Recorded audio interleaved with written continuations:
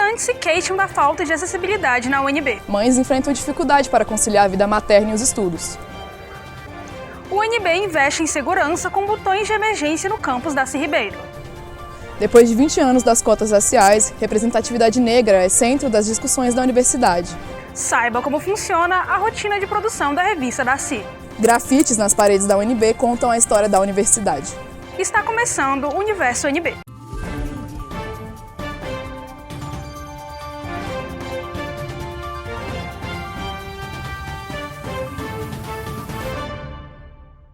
Andar pelos corredores da Universidade de Brasília é uma atividade comum no dia a dia dos estudantes, mas na realidade dos alunos com deficiência, se locomover pelo campus é um desafio diário. Será mesmo que a UNB é um lugar acessível a todos?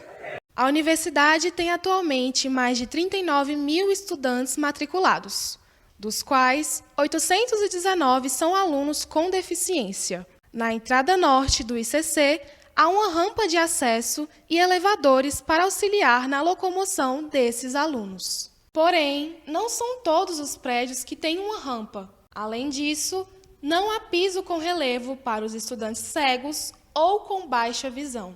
Miriam é a primeira universitária cadeirante da UNB a cursar medicina. Ela relata que no dia a dia precisa enfrentar dificuldades até chegar na sala de aula. Rampas íngremes, elevadores que não funcionam com frequência e banheiros estreitos estão entre os principais obstáculos da aluna para continuar estudando. Aquilo de muitas vezes pensar em desistir no meio do caminho ou precisar de muito mais esforços físicos, mentais, psicológicos para permanecer na universidade, porque não tem acesso ao básico, como a um banheiro que tem uma tranca ou que é acessível, ou em outro prédio, ou não ter acesso à aula, à biblioteca, a espaços de estudo, enfim, esse tipo de coisa. A gente precisa pensar a acessibilidade para a deficiência, além de uma cadeira de rodas, uma muleta, uma deficiência física e perceptível, né? Mas piso tátil, que a gente não encontra no RU, nos prédios no geral, e outros fatores, outros recursos que são essenciais.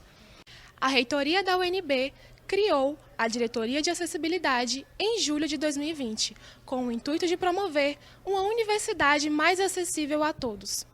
Em abril deste ano, a instituição investiu mais de R$140 mil em equipamentos como cadeiras de rodas, lupas eletrônicas e scanners de voz. A diretora de acessibilidade, Sinara Zardo, diz que o núcleo apenas recebe as queixas dos alunos com deficiência e repassa ao Departamento de Infraestrutura. Nós recebemos as demandas dos estudantes no momento que eles ingressam na universidade. Se eles enfrentam alguma barreira no contexto universitário, eles acessam a diretoria de acessibilidade, solicitam o cadastro, as assistentes sociais fazem o acolhimento desse estudante, que é o entendimento, das barreiras que ele vivencia e da condição de deficiência. Elaboramos orientações para os docentes e coordenadores de curso e disponibilizamos essas orientações. A gente tem um projeto que a gente pretende desenvolver com a Faculdade de Arquitetura e Urbanismo e outros parceiros para mapear as barreiras de acessibilidade dos 4 campos da universidade. Como será que as alunas da UNB conciliam a vida acadêmica e a vida materna? Conheça hoje a história de 3 mães universitárias que enfrentam jornadas intensas. A maternidade é uma jornada contínua, que envolve guiar o desenvolvimento de uma criança, mas também é uma jornada ansiosa. As mães enfrentam preocupações constantes e uma demanda emocional intensa. As histórias que contaremos hoje são de alunas que encaram uma jornada tripla: a maternidade, a vida profissional e os estudos. Elas enfrentam o sono, o cansaço e a falta de tempo para tentar proporcionar um futuro mais confortável para os seus filhos. Esse é o caso de Maiara Ricarte. O seu despertador começa a tocar às 3 da madrugada, quando prepara a primeira mamadeira do dia. E só 21 horas depois, a sua rotina chega ao fim. Ela é aluna de comunicação organizacional e mãe de uma menina de 1 ano e 11 meses. Eu faço estágio na parte da manhã, de 8 a meio-dia, e na parte da tarde eu tenho meio que livre, só que como eu estou fazendo meu TCC, eu uso esse tempo para ficar escrevendo, desenvolvendo, e de noite é minha aula, né? Eu faço comorg, então minha grade é toda noturna. E isso meio que dificulta, porque a minha filha fica na creche de tarde, eu tive que colocar ela para né, desenvolver meu trabalho, para trabalhar de manhã, e de noite, que seria o único tempo que eu teria livre para ficar com ela, eu chego tarde, então ela já está dormindo. Já tive que trazer ela algumas vezes aqui. E quando eu trago aqui, ela é uma festa, as professoras amam também, então eu nunca me senti assim constrangida, eu sempre me senti acolhida mesmo. Já para Kathleen Matias, aluna de jornalismo, o cenário não é o mesmo. Ela relata que seus professores não são tão flexíveis e que isso dificulta o seu desempenho acadêmico. Bom, é bem difícil porque a gente não tem muito apoio nem da universidade nem dos professores. Muitos professores acham que nós somos alunas como as outras, que tem aquela disponibilidade de tempo, de estar fazendo atividades no prazo certinho e tudo mais, e na verdade não é. Ontem mesmo eu tinha que apresentar um seminário e eu demorei o dia todo para poder fazer a minha parte da apresentação do seminário. Meu filho, ele não estava parando quieto, e aí eu só consegui de fato terminar quando ele dormiu.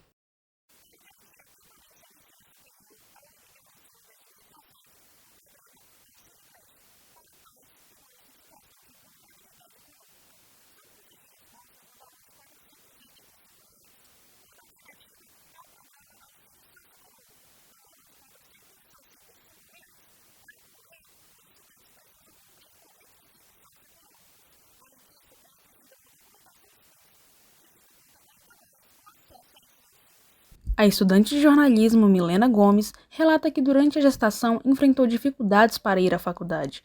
A forma que a jovem encontrou para continuar os estudos foi realizando exercícios domiciliares. Durante os primeiros meses, quando as mães normalmente precisam de um apoio psicológico maior, elas se sentem desamparadas pela universidade. A licença maternidade só é dada a alunas de pós-graduação. Para as de graduação, são disponibilizados exercícios domiciliares, mas apenas após o 8º mês de gestação. Muitas vezes a universidade ela não dá nem para as grávidas e nem para as mães esse amparo, porque, por exemplo, o auxílio maternidade, ele, além de ser um valor muito baixo, ele é muito burocrático. E aí tem a licença maternidade, que ela não é dada para as estudantes de graduação e sim para as de pós-graduação. E aí as atividades domiciliares, elas só são oferecidas e fornecidas depois do 8º mês de gestação. E nos primeiros meses da minha gestação, eu fiquei em casa com os professores me passando atividades domiciliares, porque eu não tinha disposição física para vir para a universidade. No meu caso, foi tudo na conversa, né, por e-mails e por eles estarem vendo que eu estava grávida. Fases que são de extrema importância e complexidade se tornam ainda mais difíceis para Mayara, Kathleen e Milena. Elas são uma parcela do que a universidade custa enxergar, dificultando assim a jornada entre o meio acadêmico e a maternidade. O Universo UNB entrou em contato com a reitoria para questionar sobre o assunto, mas até o fechamento dessa edição não obteve resposta. O UNB investe em segurança com botões de emergência no campus Darcy Ribeiro. Ei você que acabou de entrar na UNB, quer garantir notas boas desde o primeiro semestre? Então bora estudar na Biblioteca Central, a nossa querida BCE. Ela fica no campus Darcy Ribeiro, mas os campi de Planaltina, Gama e Ceilândia também têm bibliotecas setoriais. Seu CPF já está registrado na entrada da BCE, que conta com mesas de estudo de uso coletivo ou individual. Se você é aluno de graduação, pode pegar emprestado até 3 livros por vez e tem 15 dias para devolver. Fica de olho no prazo, senão paga multa. Também dá para ler virtualmente pela base de dados no site da BCE. E nem só de livros é feita a biblioteca. Lá tem exposições artísticas e dá para ouvir música em discos de vinil. Você também pode usar os computadores disponíveis, além de jogar RPG, jogos de tabuleiro ou assistir filmes no espaço pop. Para ficar atualizado sobre eventos, inscreva-se na lista de transmissão de WhatsApp da BCE. Siga também a UNB-TV nas redes sociais, inscreva-se no nosso canal do YouTube e ative o sininho para não perder nenhuma informação. Até mais! onda de violência que atingiu a educação brasileira nos primeiros meses de 2023, a Universidade de Brasília também tem sido alvo de ameaças e atos hostis. Por isso, precisou tomar precauções. Todos os dias, milhares de pessoas circulam pelo campus da Universidade de Brasília. Só em 2018 foram registrados mais de 500 furtos dentro da universidade. Depois da implementação de uma série de estratégias do Comitê de Segurança da UNB, houve uma redução de mais de 70% nos furtos do campus. Os furtos representam o maior número de boletins registrados. Com o objetivo de reduzir ainda mais casos como esse, a Diretoria de Segurança da Universidade instalou postes com botões de emergência. Produzidos com o uso de materiais e mão de obra da própria universidade, os botões ficam espalhados pelo campus e funcionam como um canal direto com a central de segurança. A proposta foi apresentada ao Comitê de Segurança pela Diretoria de Manutenção, Reparos e Transportes em 2019, mas o processo foi adiado por causa da pandemia, e agora esses equipamentos auxiliam na segurança da universidade. Ao todo são 20 botões espalhados pelo campus que intensificam a segurança da instituição. A gente tentou, por orientação da reitora, fazer um contrato para alugar botões de segurança, mas eu avaliei, entendemos que era um contrato caríssimo. Aí, como eu tenho engenheiros aqui dentro, a gente discutiu para saber a possibilidade de nós mesmos construirmos os nossos botões de segurança. E assim nós fizemos. Os postes de emergência possuem câmeras de monitoramento e podem ser acionados, entre outros, em casos de urgência médica, violência ou acidentes. Basta pressionar o botão e o interfone é ativado para contato com a central de segurança, que funciona 24 horas. Rapidamente, o profissional que recebe o chamado identifica o local da ocorrência, ouve o relato do usuário e toma as providências necessárias. Você aperta aquele botão de segurança entre 3 e 4 minutos. Enquanto você aperta, automaticamente a sua imagem aparece lá na central de vídeo monitoramento. Quando chega lá, a vigilante ou o vigilante que estiver no posto já sabe, já tem a sua imagem gravada, já te vê na câmera de vídeo monitoramento, já conhece o cenário que está acontecendo. Quando você relata o fato, a outro vigilante já acionou o veículo que faz a ronda para chegar rapidamente para te apoiar. Eu acho eles bem interessantes, na verdade. Acho que eles foram uma estratégia legal, apesar deles serem meio longes, né? Eu só vejo um a cada, 1.000 quilômetros um do outro. Eu acho que foi uma medida que a reitoria tomou de muita eficácia para proteger principalmente as mulheres dentro do campus. Mesmo com os dispositivos de segurança, é importante estar sempre atento, dentro e fora da universidade, para possíveis situações de perigo. Para isso, use os canais de segurança como o 190 da Polícia Militar ou os telefones de amparo da própria UNB. Você sabia que a UNB foi a primeira universidade federal a implementar o sistema de cotas para negros? Hoje, iniciativas adotadas pela UNB são amplamente discutidas no ambiente acadêmico. Uma dessas iniciativas foi a criação do Centro de Convivência Negra, o CNN, que foi fundado em 2006, com o propósito de ser um órgão da universidade que promovesse atividades acadêmicas relacionadas a pautas raciais, atuando na área de pesquisa e ensino. O estudante Denis Carvalho, fundador do projeto de extensão da Com Negra, conversou um pouco com a gente sobre a importância da representatividade negra na universidade. Olha, eu acredito que a gente ainda tem um abismo muito grande nessa universidade, né? Existe um racismo institucional muito perverso. Eu acho que a universidade ainda tem muito a crescer nesse quesito. Ela é vanguardista no quesito de cotas raciais, mas eu pontuo que alguns professores de alguns departamentos lutam pela causa antirracista. A universidade não. A universidade está muito aquém do que a gente espera. É o que a gente tinha falado em off ali. Tem a questão do ingresso e do egresso. Não tem apoio institucional, psicológico para os estudantes negros na universidade. Na semana do dia 21 e 26 de maio, a gente teve a Semana da África na UNB.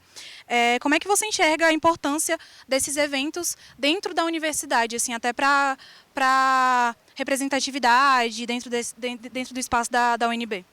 Eu acho super louvável, acredito que deveria ter mais vezes durante o ano esses eventos.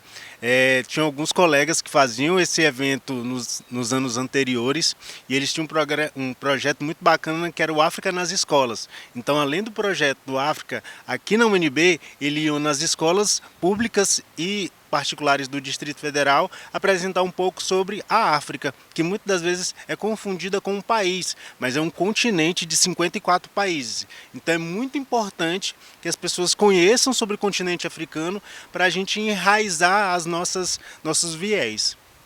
Tá certo. Você percebe que os estudantes negros eles se sentem mais pertencentes no ambiente universitário com esses eventos e com o centro de convivência, com esses espaços e com esses eventos acontecendo? Sim, sim. Desde a época da diretoria da diversidade existiam diversos tipos de eventos. Agora com a Secretaria de Direitos Humanos está permanecendo esses eventos, só que eu acredito que ainda são muito poucos. Traz um sentido de pertencimento. Contudo, poucas pessoas conhecem esse espaço. Muitas das pessoas passam na frente dele e não têm o interesse de entrar. Existe uma biblioteca incrível aí dentro, com diversos autores negros. Existem rodas de conversa sobre afroterapia, afroempreendedorismo. Tem computadores. Então, muitos estudantes não conhecem o espaço. Seria interessante que tivesse mais apoio institucional. Conversamos também com estudantes e professores que estavam participando da Semana da África. E eles explicam um pouquinho sobre a percepção e a importância desses eventos para o debate de igualdade racial dentro da universidade. E o que você está achando da semana? A Semana da África está sendo muito boa para a gente, para mostrar nossas culturas e dar um novo olhar, como a temática da semana fala, novos olhares sobre a África. E estamos gostando bastante, estamos mostrando que muita gente não conhecia da África, muitos fatos que achavam que foram inventados pelos europeus, mas tudo isso vem da África e a gente está aqui na UNB dando esta proposta para muita gente que está gostando muito da semana e das palestras que estão assistindo. E como se houver essa mistura assim, afro-brasileira dentro da universidade, né?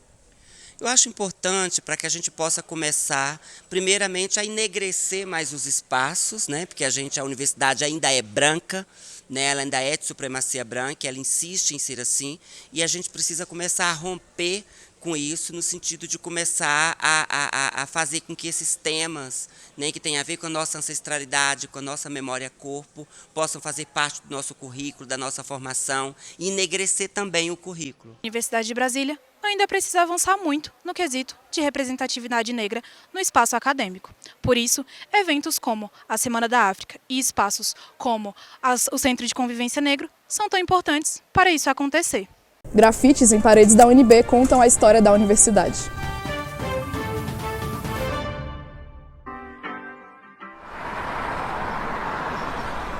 Cuidado, calouro! Uma das regras básicas de convivência na UNB é não furar filas, principalmente a do 110.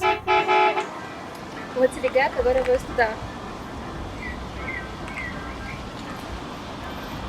Calouro, você sabia que aqui existem níveis de ruído? Se precisar fazer trabalho em grupo, é melhor ficar no térreo ou no subsolo da BCE, já que nesses lugares é possível conversar. Ah, e não esquece que você ainda está em uma biblioteca.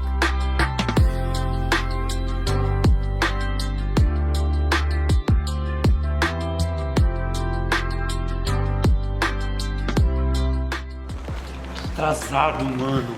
Galera, o ICC possui muitas salas de aula, espaços de atendimento e é o principal instituto da UNB. Por esse motivo, o fluxo de pessoas é maior. Então fique atento e sempre deixe um espaço no corredor. Combinado?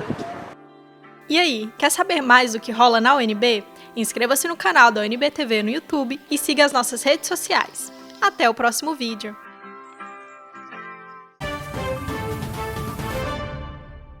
Já pensou em participar da revista Darcy?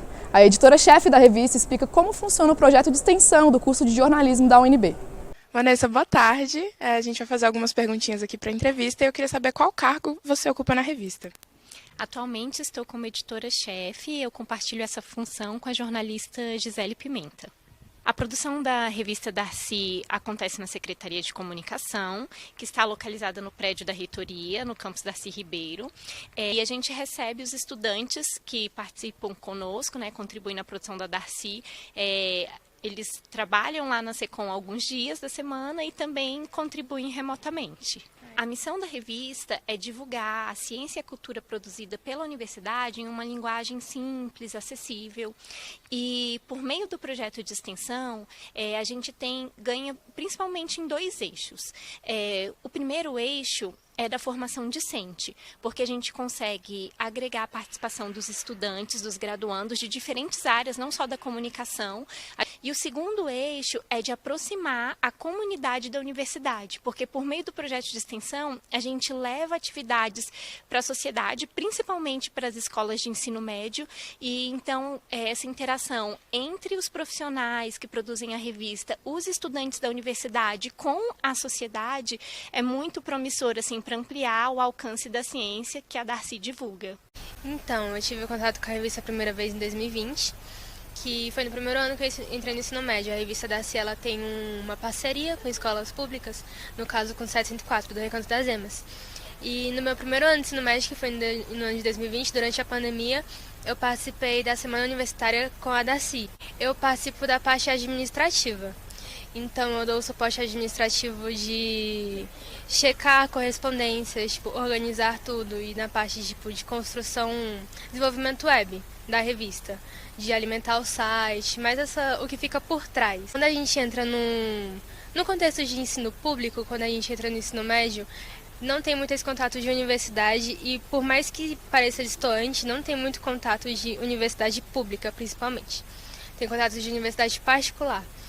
E foi muito importante esse contato com a Darcy, porque a gente pôde ver com outros olhos, a gente teve um contato muito de perto. Foi muito palpável isso de que nós somos possíveis de habitar, de ocupar lugares como uma universidade pública. Eu estava ali para mostrar isso.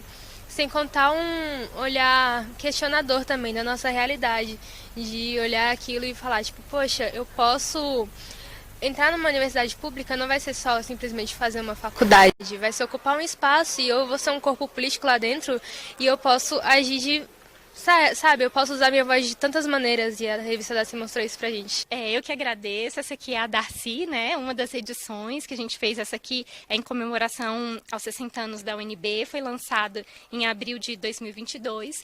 E a gente tem muito orgulho de divulgar a ciência da universidade. Não adianta só produzir ciência, a gente tem que fazer com que a ciência chegue ao conhecimento da população, né? Então, quero convidar vocês para acessar revistadarcy.unb.br gratuitamente, dá para fazer o download, conhecer as edições, um material riquíssimo para todos que tenham interesse em conhecer mais sobre ciência e cultura, e agradecer vocês por nos dar a oportunidade de comunicar um pouquinho mais da revista Darcy.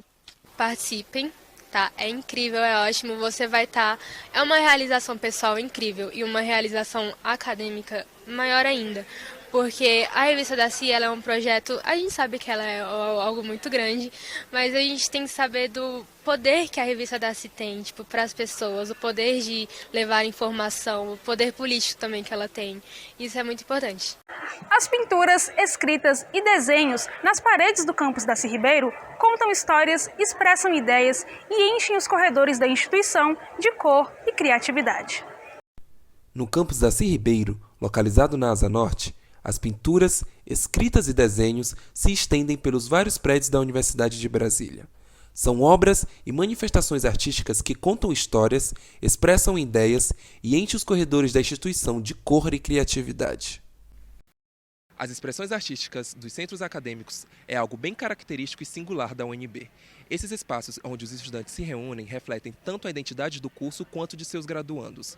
Nessas paredes, há memórias que contam a história da universidade e que enriquecem o ambiente. Um dos maiores exemplos é o CASO, Centro Acadêmico de Sociologia, o primeiro CA a ser ocupado pelos estudantes da universidade, e que é marcado principalmente pelos cartazes e intervenções que aumentam a cada ano. Para os estudantes Miqueias e Fetiá, as expressões no CASO impulsionaram outros artistas a fazerem o mesmo pela universidade. Ele surgiu a partir de uma ocupação dos estudantes que estavam aqui nessa época, e então passou-se a existir o Centro Acadêmico de Sociologia. Sendo o primeiro, ele foi pioneiro e influenciou vários outros centros acadêmicos a serem abertos, né? E aqui dentro do próprio curso tem vários artistas, né? Desde artista do grafite, do rap, enfim, da música e por aí vai, da dança também. Então eu acredito que o meu curso particularmente também, longe da arte, né, assim, do IDA e tudo mais, é um dos cursos que tem mais artistas também. E a gente vê isso muito expressado nas paredes do CASO, né, das histórias que o CASO conta através de suas paredes. A arte se faz presente em cada canto. Outro prédio marcante é o do IDA, Instituto de Artes, cujas paredes brancas são preenchidas pelos alunos. São inúmeras as pinturas e murais que adornam o local, transformando o ambiente acadêmico em um verdadeiro museu a céu aberto. Mas não é só sobre fazer arte, também envolve responsabilidade com o patrimônio da UNB. Os alunos Isaac e Clara compartilharam suas visões sobre o assunto. Eu não gosto muito das que são feitas nas paredes, até porque isso influencia muito em como o departamento é visto. Essas representações que são feitas no meio da faculdade, fora essas que eu citei, essas eu acho importante porque, como se fala muito nas disciplinas que vamos ver aqui dentro, principalmente, o ser humano tem essa necessidade de se expressar, e se expressar como? Pelo meio visual, porque vale lembrar que a primeira língua que a gente fala é a de ver. Eu acho que isso une muitos alunos, sabe? Cria uma tradição, assim, por exemplo, tem certos desenhos aqui, tipo, principalmente lá fora do IDA, assim, que são já a marca, sabe, daqui e de... As expressões artísticas desempenham um papel fundamental tanto na universidade quanto na esfera política, pois têm o poder de transmitir mensagens, despertar emoções e promover mudanças sociais. Na UNB, as expressões artísticas desempenham um papel crucial no desenvolvimento acadêmico e pessoal dos estudantes. Ao envolver-se em atividades como estas, os estudantes são incentivados a pensar de forma crítica, formando cidadãos engajados e conscientes. Essa foi mais uma edição do Universo UNB.